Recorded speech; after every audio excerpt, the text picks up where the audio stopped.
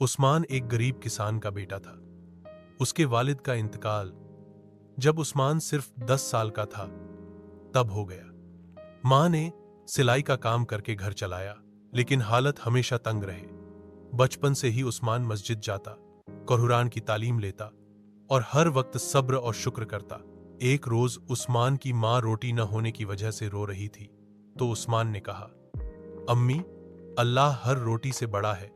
जब रोटी न हो तो सब्र करो, जब हो तो शुक्र, दोनों में अल्लाह की रज्जा है। मां ने आंसुओं के साथ मुस्कुराकर कहा, तू मेरा फख्र है उस्मान।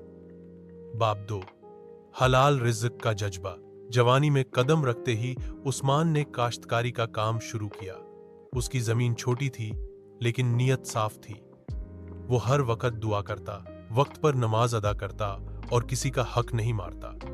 उसका एक दोस्त रेहान, जो शहर चला गया था, वापस आया। उसने उस्मान से कहा, हलाल में क्या रखा है, शहर चलो, जहां पैसा छापते हैं। उस्मान ने जवाब दिया, मुझे रोजी कम चाहिए, लेकिन अल्लाह की रजा के साथ हराम का एक निवाला भी मेरी मां के पेट में नहीं जाएगा। रेहान हौस के चला गया, लेकिन उस्मान ने अपनी सिद्क ओ अमानत ना छोड़ी। बाब 3। आजमाइश का वक़्त। एक साल तूफान आया और उस्मान की सारी फसल तबाह हो गई। कर्जा भी चढ़ गया। घर में सिर्फ एक रोटी थी। मां बीमार थी, दवाई का पैसा नहीं था। उस्मान ने सिर झुका के मस्जिद में दुआ की, या अल्लाह, तू तो रहमान है, तू मालिक है। मेरी मां बीमार है, लेकिन मैं किसी से हाथ नहीं फैलाऊंगा, सिर्फ तुझसे मांगता हूं। अगला दिन एक बुजुर्ग शहर से आए, जो किसी करीबी जमींदार के मेहमान थे।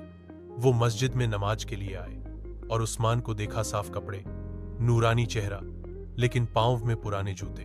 उस बुजुर्ग ने पूछा, बेटा, नाम क्या है? उस्मान ने अदब से कहा, उस्मान। उन बुजुर्ग ने कुछ वक्त बाद कहा, मैं एक वक्फ के जरिए गरीबों की मदद करता हूं। क्या तुम अपने जमीन का काम दोबारा शुरू करना चाहोगे? उस्मान ने मुस्कुराकर जवाब दिया, मैं शुक्रगुजार हूं, लेकिन मैं केवल तभी मदद लूंगा अगर यह अमानत समझ कर दी जाए। उन बुजुर्ग ने फरमाया, तुम जैसे ईमानदार लोगों को ही मदद मिलनी चाहिए। बाब 4। अल्लाह का फजल। उस्मान ने बुजुर्ग की मदद से जमीन दोबारा हल की। इस बार अल्लाह ने बरकत डाली, फसल 3 गुना अच्छी आई। उसने सबसे पहले कर्ज उतारा, फिर मां के इलाज के लिए पैसे दिए और मस्जिद में चंदा दिया। गांव के लोग हैरान थे कि जहां सब बर्बाद हुए, वहां उस्मान कैसे कामयाब हुआ। उस्मान ने कहा, यह अल्लाह का फजल है।